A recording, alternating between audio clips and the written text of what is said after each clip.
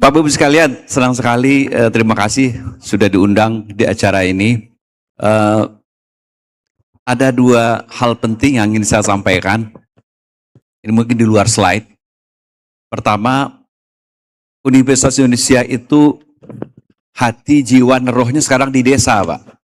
AP Balombo, di Bina Pemerintahan Desa. Kita punya program di UI sekarang, sedang berlangsung hari ini. Nama programnya Kades masuk desa, Kades masuk kampus. Kades masuk kampus, wow. Ya. Jadi kepala desa masuk kampus, ini pertama kali dalam sejarah Indonesia, Bapak Ibu sekalian.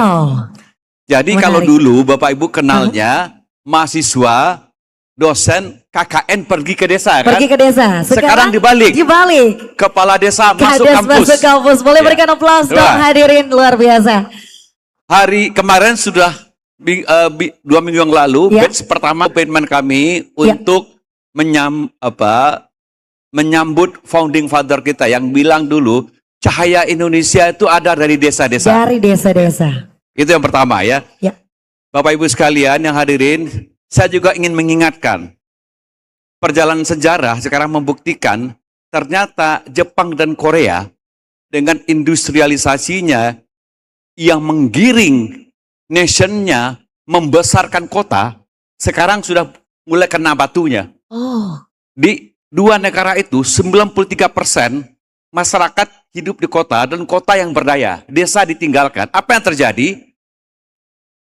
Desa isinya orang tua, enggak. Bahkan sekarang orang-orang yang di kota itu terlalu kompetitif, hidupnya kering, secara psikologis kering, nggak mau bikin anak, populasi menyusut. Aduh. Ya, jadi mereka tidak bahagia sebenarnya. China membuat di tengah-tengah. Desa juga diberdayakan, kota juga diberdayakan, industri diberdayakan. Mungkin kita tidak akan meniru Jepang sama Korea, kita lebih meniru Cina. Mungkin. China. Oke. Yang kedua saya ingin sampaikan, ya, sebenarnya gagasan koperasi KDMP sekarang ini itu sebenarnya memang sudah arah pembangunan nilai kita yang benar.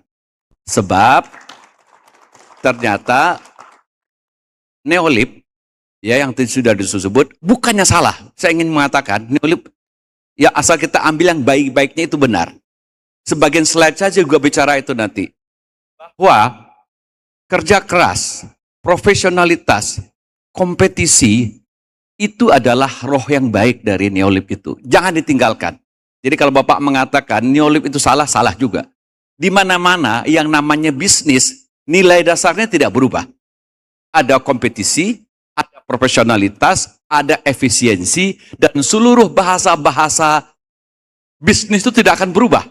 Apa yang disebut net cash flow, apa yang disebut profit, apa yang disebut margin, apa yang disebut dengan rantai bisnis, dan seluruhnya itu sesuatu yang tidak akan berubah. Oke? Yang berubah, yang beda adalah spiritnya.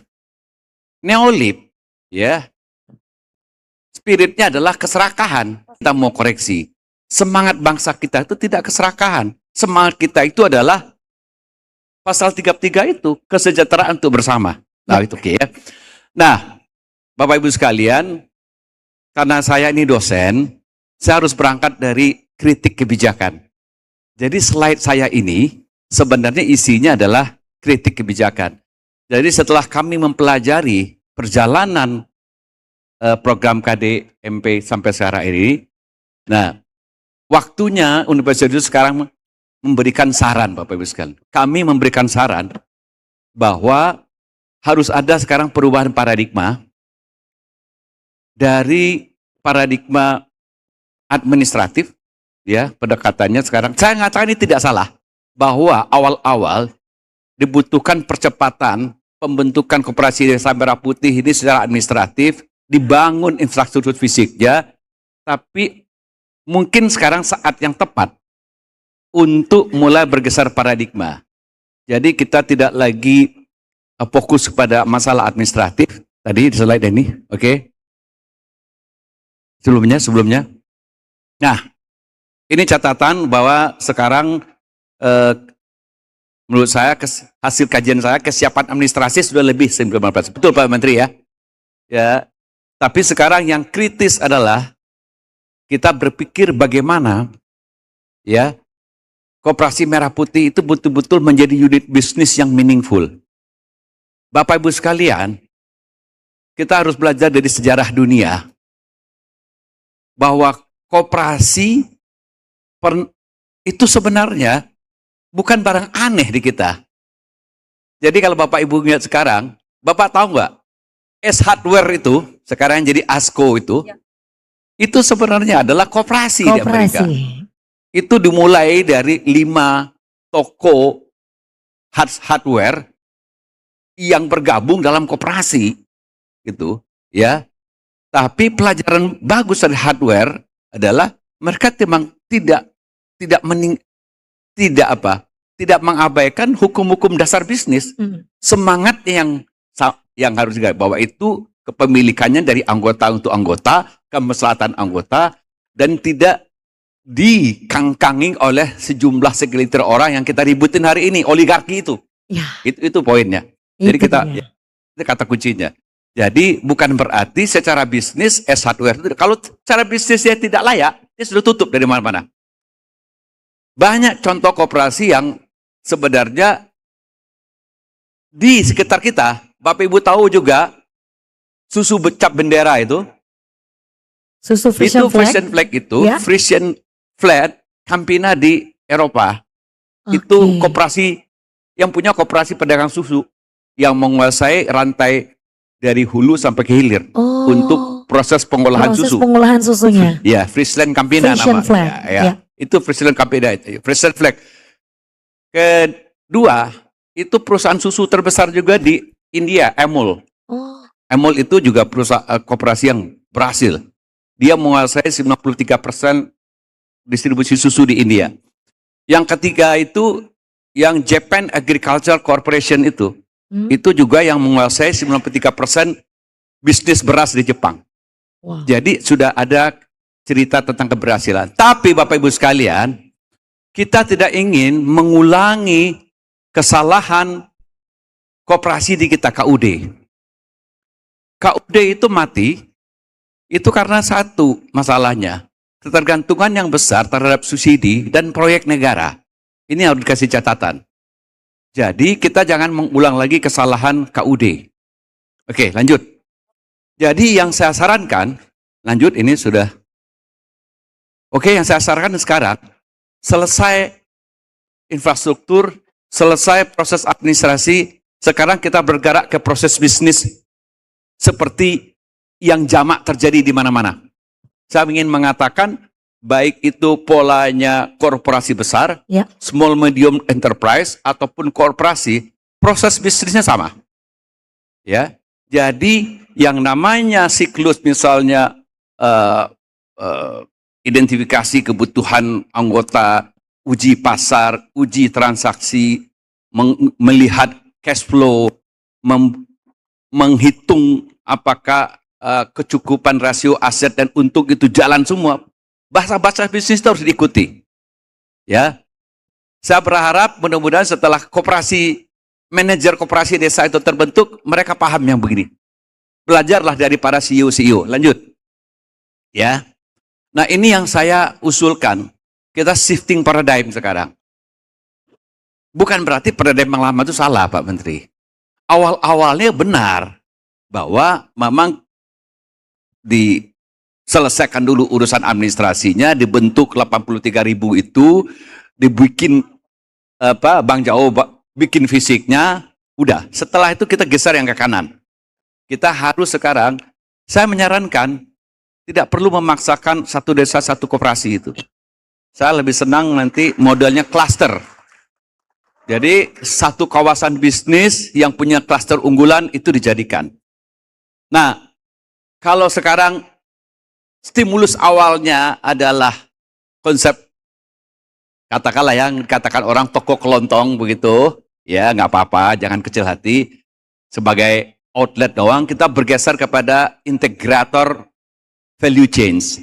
Karena ini keberhasilan dari koperasi yang saya sebutkan tadi, baik Frieslet Campina, Amul, ataupun S-Hardware itu adalah dia menjadi agregator untuk rantai bisnis itu. Mulai dari produsen, pengumpul, pengolah, dan pemasaran. Itu dari satu agregator. Nah, jadi saya menyarankan memang kita harus merubah paradigma sekarang koperasi bukan lagi sebagai toko kelontong gitu, tapi menjadi integrator bisnis. Ya. Nah, jadi tantangan ke depan adalah nggak bisa enggak, Pak Menteri, Pak Jawo ya, hukum-hukum keras bisnis itu ya harus diikuti. Ya, nggak bisa bisnis jalan kalau cash flow-nya negatif. Nggak bisa bisnis jalan kalau dia nggak kompetitif. Nggak bisa bisnis jalan kalau dia nggak profesional. Itu harus. Jadi ini tugas kita berikutnya. Ya. Nah, yang penting lagi adalah kita bicara tata kelola. Nah, saya menyarankan ini praktek yang umum terjadi di mana-mana. Bahkan di universitas pun sekarang, Mbak, kita membuat unit kerja khusus itu UKK, kalau kita di UI namanya UKK, itu strukturnya juga seperti ini. Jadi ada dewan pengawas yang dia tidak terpisah dari manajernya, eksekutif. Jadi harus ada dewan pengawas yang mengawasi kerja eksekutif. Nah, kemarin kan manajernya sudah direkrut, Pak ya, dan kemudian ke bawahnya semua profesional. Ya, semua orang terlatih bicara urusan bisnis. Nah, dewasnya itu bisa nanti satu kepala desa, satu lagi itu sudah diatur undang-undang ya. Nah, saya menyarankan nanti sampai 2029, harusnya 2029 ya, 2030. Ya mudah-mudahan rejimnya lanjut gitu. Mudah-mudahan. Jadi ini fase-fase implementasi saya sarankan. Jadi kalau 2026-27 ini kita konsolidasi bentar lagi. Tahun depan sudah harus masuk fase uji bisnis sebenarnya. Jadi kita lihat, kita potret Pak Menteri, mana dari sekian ratus ribu koperasi itu yang secara bisnis layak. Kalau nggak layak tutup saja. Ya, jadi daripada nanti Bapak Ibu sekalian, kita nanti rugi besar, negara rugi besar, aset itu jadi aset, apa itu namanya, aset besi tua ya, asetnya ada, tapi tidak rongsokan begitu. Jadi ini harus kita hati-hati. Nah, baru fase setelah itu kita cluster, ya, mana yang punya produk unggulan dan kita bina dan nanti berbasis kawasan. Nah, baru nanti kita harus realistis, mungkin baru bisa ekspansif. Seperti tadi keberhasilan Friesland Campina itu, ya saya mungkin realistisnya di tahun 2029-an lah. Itu baru nanti ya fase untuk ekspansif. Lanjut. Nah, jadi hati-hati juga. Ini hal yang sering terjadi ya tentang debt trap itu, jebakan utang. Jadi kalau saya melihat sekarang pembiayaan itu basisnya adalah kematangan bisnis. Kalau bisnisnya makin matang baru kita financing. Jangan dibalik. Ya, kembali ke Pak. Jangan dibalik. Karena asetnya ada kita finance. Enggak. Lanjut. Ya. Jadi ini pembagian tugas. Saya kira ini kita udah sepakat juga kali ya. Bahwa ekosistemnya ini harus kolaboratif. Masing-masing 4 sektor ini memainkan perannya masing-masing ya secara kolaboratif. Nah tentu kami lagi Bapak Ibu, kami mengkritik itu kami mem yang sedemikian lah, nggak usah marah Pak. Nah UI akan kawal nanti kalau perlu ya, kita akan kawal ke arah yang benar gitu. Karena ini investasi besar Bapak, ratusan triliun kita gelontorkan untuk koperasi Desa Merah Putih ini. Jadi ini kan uang APBN juga, ya kami punya kewajiban moral juga untuk mengawal gitu. Begitu juga sektor swasta yang lain jangan ditinggalkan. Kita nggak mungkin jalan sendirian. Jadi kalau tadi ada semangat misalnya, saya mau bikin koperasi Merah Putih, bukan berarti kita mau mengatakan kami mau memusuhi oligarki. Nggak bisa. Kita harus berjalan bersama gitu. Yang kita ingin koreksi, oligarki ini jangan serakah. Itu aja. Itu aja gitu loh. Kita jalan bersama. Kalau orang serakah, ya kalau di kampung-kampung ya ada orang serakah, dia kaya sendiri, yang lainnya miskin. Apa yang terjadi? Yang miskin nanti menjarah yang kaya, gitu. Ya ini pelajaran dari RT RW kan. Jadi kita nggak ingin pemerintahan seperti ini ya. nanti negara, nanti yang kaya makin kaya, ya, nanti rakyat ngamuk dijarah juga. Kan kita sudah punya pelajaran sejarah yang pahit di situ. Jadi kita tidak memusuhi oligarki, tapi kita berjalan beriringan. Cuma nanti, bahwa nanti koperasi merah putih, mungkin bayangannya bagi saya akan seperti kesuksesan koperasi di Friesland Campina, Emol, ataupun S Hardware. Berjalan beriringan juga dengan oligarki. Kita nggak akan bermusuhan juga. Lanjut. Ya. Habis ya? Ya. Oh ini nih, ini penegasan Masih aja. ada nih, Pak. Nanti metrik pengukuran Bapak Ibu sekalian, kalau sekarang kan kita ngukurnya indikator keberhasilan yang saya coret-coret itu. Ini udah selesai nih harusnya. Jumlah koperasi yang terbentuk berapa, luas bangunan berapa, nilai total dana yang sudah kita gelontorkan, pelatihan administrasi.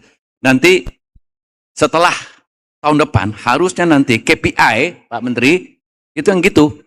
KPI-nya CEO kita pakai. Ya. Kita hitungin KPI ini. Jadi Bapak Ibu pengelola koperasi siap-siap nanti. Metrik ukurannya nanti keberhasilannya akan memakai metrik yang lazim di dunia bisnis. Oke, lanjut. Nah, mungkin saatnya sekarang kita memikirkan apa pembangunan fisik sudah cukup, moratorium.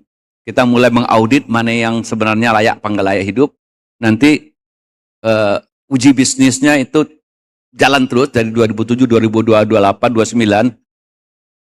Rekrutmen profesional sudah jalan Pak ya. Ya. Nah, jadi intinya keberhasilan KMP, KDKMP ini bukan hanya berapa banyak pelang yang berdiri, tapi nanti keuntungan ada apa enggak gitu loh.